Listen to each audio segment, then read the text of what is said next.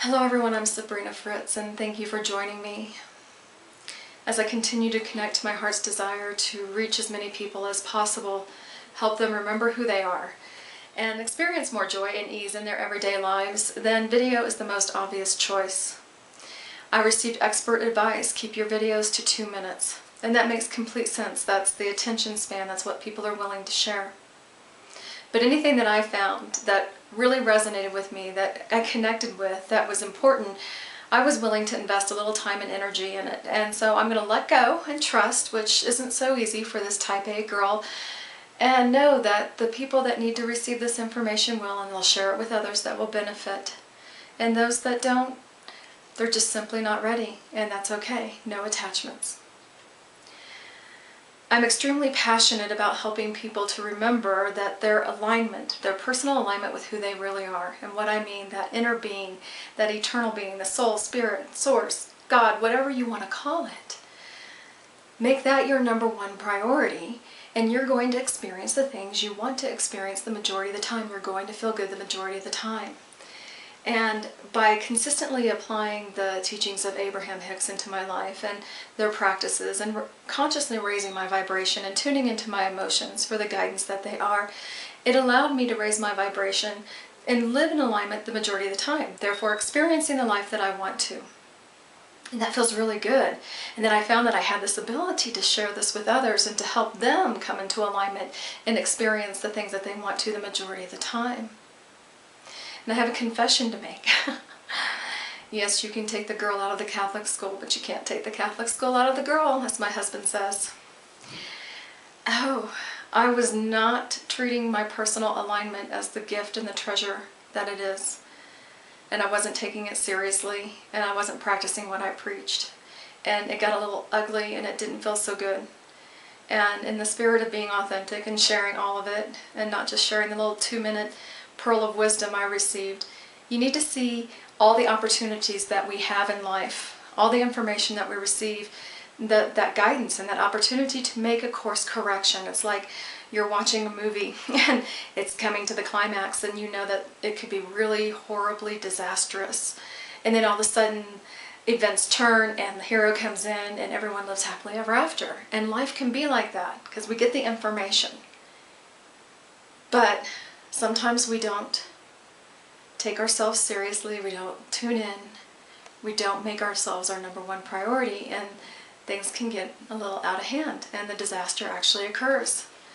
And so with this experience of creating the video for Lilu and needing to release the need to create an amazing outdoor video because the wind wasn't allowing it, and to come into an alignment with an indoor setting, you know, editing videos and doing all these things that I have never done before, no experience really, and finding that Tabitha ends up getting sick, which is very unusual. She's 11 years old and has never even been on an antibiotic, so this was a big deal.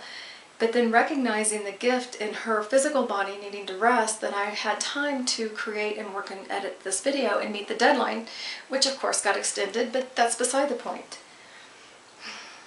So the video's out there, and I start to feel really raw and exposed, and a lot of my insecurities start coming up. It's like, am I good enough? Does anyone care what I have to say? Are you making a difference? Are you just full of yourself? Who am I to tell anyone? Who am I to tell anyone how to live their life?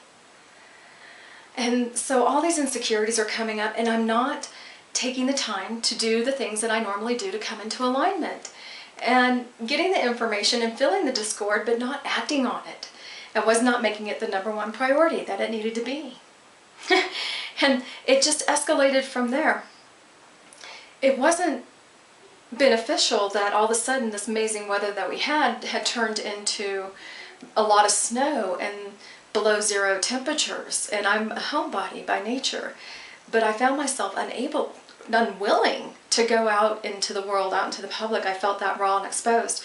And again, I'm not tapping into my inner wisdom. I'm not connecting to my physical support network, those trusted friends that really love and support me and help me release resistance and come back into alignment just as I do for them. So I'm not doing any of those things that I've known to do, and I'm not having the added benefit of the no-brainer alignment things that I have come to depend on. The sunshine, the fresh mountain air, you know, going outside and just breathing it in is like an amazing high and connection to who I really am, you know.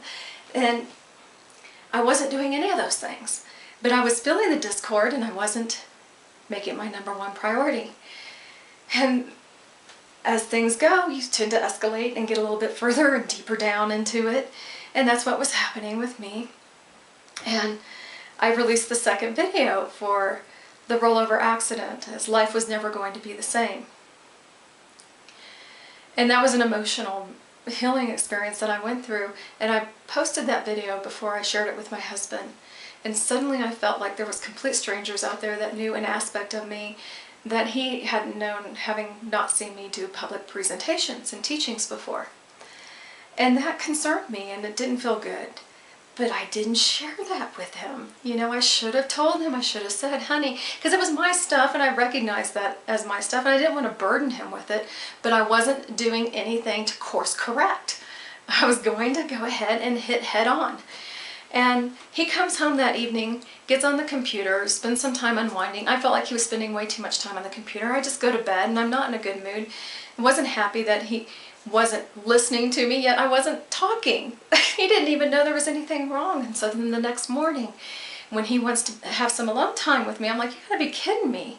That ain't gonna happen. No way.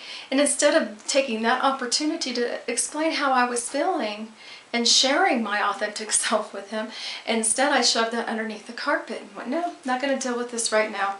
This is my stuff. So the coffee mug gets left in the kitchen sink, and all of a sudden it becomes about him. And that was like the worst thing that could happen in my world at that moment. That was the straw that broke the camel's back. And I, you know, rant, can't you just put the coffee mug in the dishwasher? And as he comes in and grabs it to do so, I can't let go, and we're in this tug of war, and I don't want to give in to him and let him do it, because I wanted him to feel as bad as I felt. But he didn't even know how bad I felt, because I hadn't been telling him anything. Oh, poor guy.